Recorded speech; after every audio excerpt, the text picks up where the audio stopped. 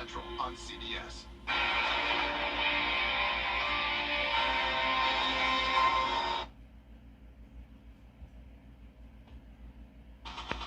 From the station that's on your side, this is News 12, NBC 26 at 11. Good evening. A community is grieving alongside a Burke County middle schooler who lost both parents to COVID just a week apart.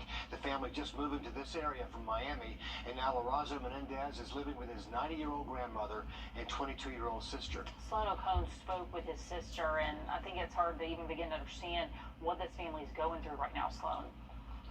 They came here to start a new life. Their parents spent all of their money on a fixer-upper to build their family a brighter future in Burke County, but now their children are trying to figure out what that future looks like without their parents in it. Honestly, I'm still completely in a state of shock. Never expected to lose my parents this young, and for them to lose their lives so young. They were both 49.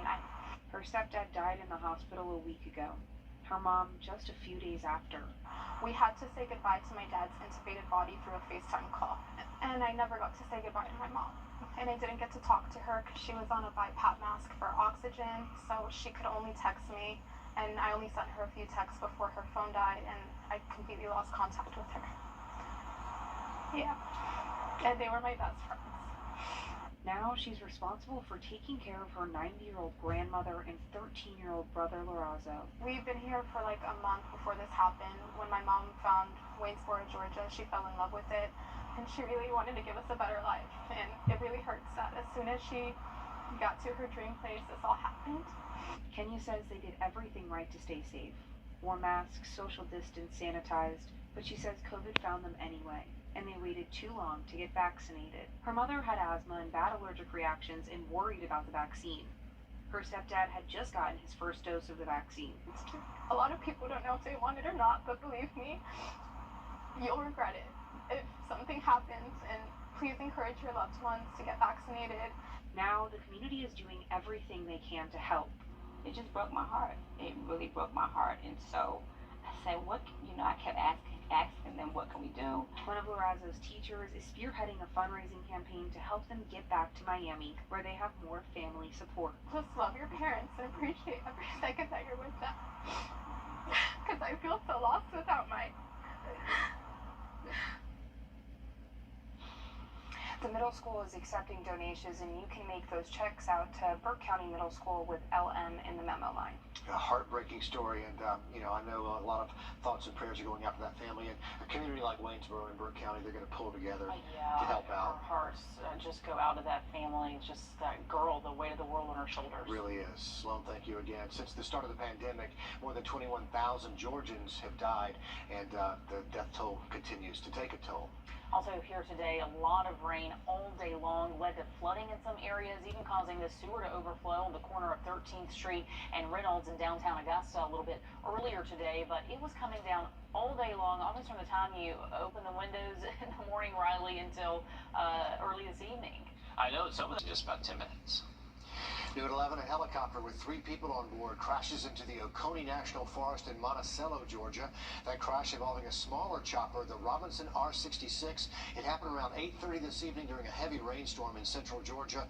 All this is an area north of Macon. There's no word on if anyone survived. The National Transportation Safety Board says they'll be on the scene investigating and give us more updates as soon as they can. The Varnwell Police Department is remembering one of their own tonight. Officer Stephen Jones died from COVID on Sunday. He was just 35 years old. There's a memorial now growing outside of the police department for Jones. He began his career in law enforcement as a deputy with the Varnwell County Sheriff's Office after serving as a Marine. He was dedicated to his agency. He was dedicated to his co-workers. He was dedicated to his community. He gave 100% of everything he did.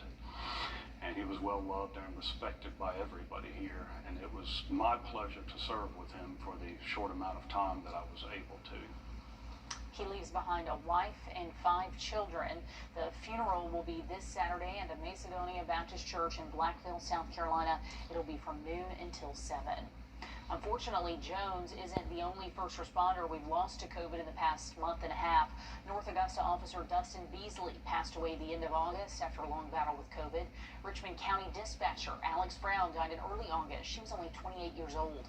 Aiken Department of Public Safety, they lost Officer Kevin Simmons, and Louisville Police Officer Casey Anderson passed on the 21st of August, just a few days before Screven County said goodbye to firefighter Chris Clifton. And these are not veteran officers near retirement. They are young, the oldest just 40 in this group, the youngest 28. A Hampton County judge set bond for former South Carolina attorney Alex Murdoch today. She issued a $20,000 personal recognizance bond, which means he doesn't have to pay any fees. He just signs a document promising to show up for his court date and heads back to rehab out of state. Murdoch is facing charges for filing a false police report, insurance fraud, and conspiracy. Over Labor Day weekend, he said he was shot in the head while changing a tire on the side of the road.